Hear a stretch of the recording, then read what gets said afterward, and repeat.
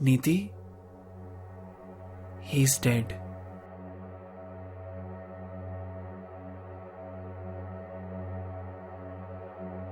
साहिल ऊपर गया, नीति का हाथ पकड़ा और उसे लेकर जाने लगा। नीति अपना सुध-बुध खोए वहीं फ्रीज हो रखी थी। साहिल ने उसे जोर से पकड़ के खींचा।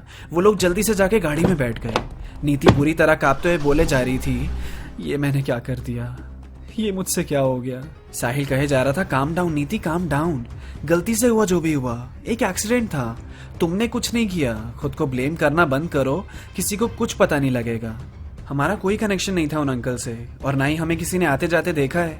हम दूर दूर तक कहीं फ्रेम में भी नहीं आते, और सीढ़ियों से कोई भी फिसल सकता है यार। डरो मत, ज्यादा भूल जाओ ये बातें। और मैं तुम्हें पहले ही मना कर रहा था कि रिस्की है, ये पागलपन अब छोड़ो। देख लिया ना अपनी जिद का नतीजा। फॉर गॉड सेक नीति, रोना बंद करो। साहिल ने गाड़ी रोक दी।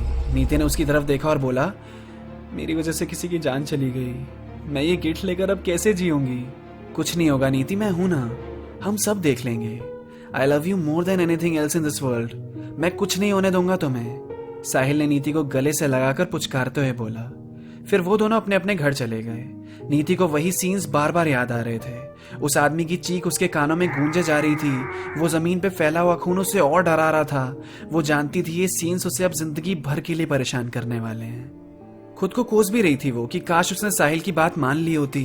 वो सो नहीं पा रही थी। उसने साहिल को टेक्स्ट किया। वहीं दूसरी तरफ डर साहिल को भी लग ही रहा था। वो सोच रहा था कि अब आगे क्या होगा। तभी नीति का मैसेज दिखा उसे। साहिल, बहुत बेचैनी सी हो रही है, एक बोझ सा लग रहा है सर पे। साहिल ने कहा, इतना मत सोचो, चलो कुछ और बात करते हैं। ये तो बताओ तुम्हारी 7th और 8th विश क्या है, उसने मजाक में पूछा। नीति ने बोला, चुप करो यार, यहाँ हालत खराब है मेरी। मुझे उन अंकल का चेहरा बार बार याद आ रहा है, बहुत डर लग रहा है। मुझे नहीं लगता हमें छुपाना चाहिए, नहीं तो ये गिल्ट मेरी जान ही ले लेगा। कन्फेस कर दें क्या? मैसेज पढ़कर साहिल की आंखें बड़ी हो गई। उसने जल्दी से टाइप किया, नीति, व्हाट द हेल, कन्फेस? जानती भी हो तुम क्या बोल रही हो? सब ठीक हो जाएगा, तुम पागल मत बनो। प्लीज अपनी मत चलाना इस बार। देख लिया ना तुमने क्या हो गया तुम्हारी जिद के कारण। इस बार मेरी सुन लो, कुछ दिन की बात है, विल मूव ऑन। जवानी में जेल पहुंचाना चाहती हो क्या? मेरे ऊपर बहुत रिस्पॉन्सिबिलिटीज हैं, और तुम्हारा तो करियर भी शुरू नहीं हुआ यार।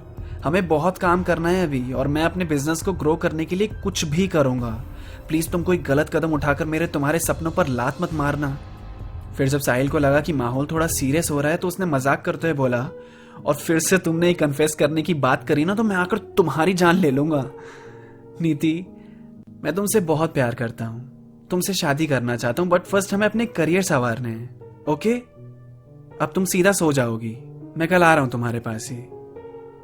1 महीना बीत गया। साहिल अपनी जिंदगी में वापस आ चुका था, पर नीति की हालत बद से बदतर हो गई थी। वो डिप्रेस्ड रहने लगी थी, किसी से ज्यादा बात नहीं करती थी। साहिल भी उससे कुछ पूछता तो हाँ नहीं में जवाब दे देती, या मन नहीं कर रहा बात करने का कहकर चली जाती।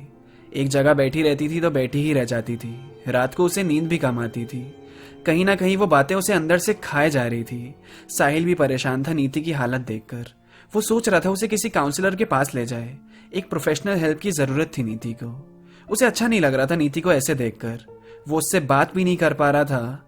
वो मिस कर रहा था अपने पुराने दिनों को। उसके पास भी नीति के अलावा बात करने वाला कोई खास था नहीं। वो किसे बताता कि उसका दिन आज का कैसा गया। वो भी बात करने के लिए तड़प रहा था, अपनी बात बताने के लिए तड़प रहा था, पर उसे सुनने वाला वहां कोई नहीं था। कोई पुलिस केस नहीं हुआ। उस हादसे की भी अभी तक कोई खबर भी नहीं मिली। 1 महीना निकल गया था और माहौल पूरा शांत।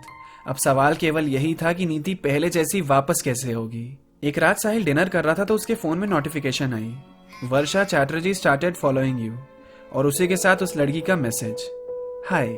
साहिल ने इंस्टा खोला, वर्षा की प्रोफाइल स्टॉक करी। उसे लगा कि वो उसे शायद जानता है। उसने उसे फॉलो बैक भी कर दिया और रिप्लाई किया, हाय, हम पहले कभी मिले हैं ना?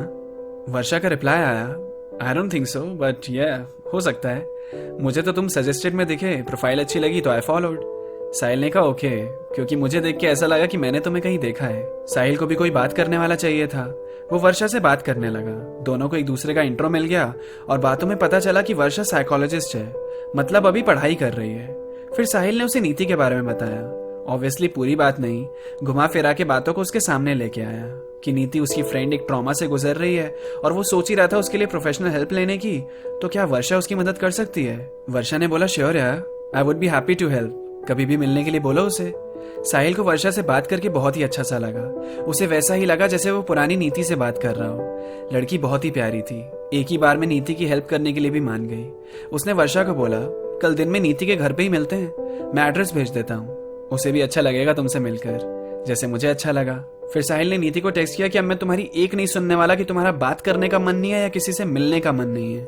मैं कल दिन में आ रहा हूँ तुम्हारे घर पे, मेरे साथ मेरी फ्रेंड भी होगी एंड आई एम श्योर तुम्हें बहुत अच्छी लगेगी, वो सब ठीक हो जाएगा, लव यू। नीति का रिप्लाई आया ओके। साहिल ये देखकर काफी उदास हुआ कि इतना बोलने वाली लड़की, इतनी फन लविंग लड़की, आज उसकी ऐसी हालत हो गई है। अगले दिन वर्षा और साहिल नीति के घर पहुंचे। तब नीति लैपटॉप से अपने प्रिंटर को कनेक्ट कर रही थी। उसके मेल पे एक फॉर्म आया हुआ था जिसका उसे प्रिंट आउट निकालना था। साहिल और वर्षा अंदर आए, सोफे पे बैठ गए। नीति उन दोनों के लिए पानी लेकर आई। तभी वर्षा ने बोला अरे मैं सबके लिए ड्रिंक लेकर आई हूँ। उसने अपने बैग में से बॉटल निकाली और नीति से किचन का रास्ता पूछा और सबके लिए ड्रिंक बनाने लगी।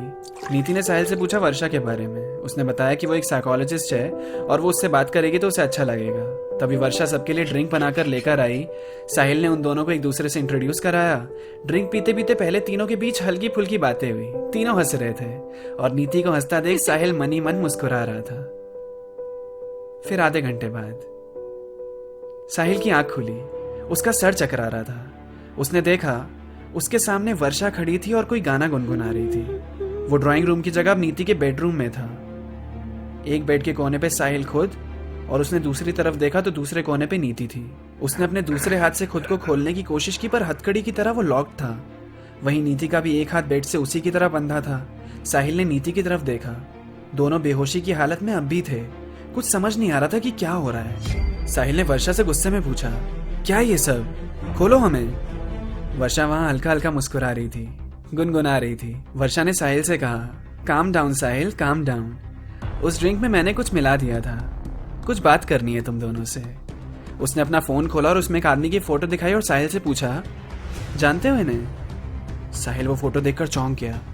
वहां नीति और सहम गई, कांपने लगी।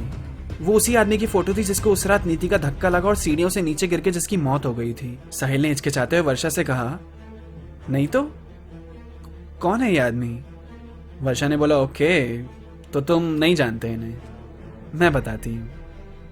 ही शुभांकर चैटर्जी, माय फादर, जिनको तुम दोनों ने मिलके चांद से मार दिया। साहिल सोचने लगा कि ये वही लड़की है जो उस आदमी के साथ उस दिन फोटो में थी। तभी उसे लग रहा था कि उसने वर्षा को पहले कहीं देखा है। साहिल ने वर्षा को समझाते हुए बोला ऐसा नहीं है वर्षा, तुम गलत समझ रही हो, वो एक एक्सीडेंट था, चुप हो जाओ, मैं यहां तुम्हारी बात सुनने के लिए नहीं आई हूं। तुम क्या करने वाली हो। वर्षा ने अपने बैग से चाकू निकाला और बोला I am going to kill both of you.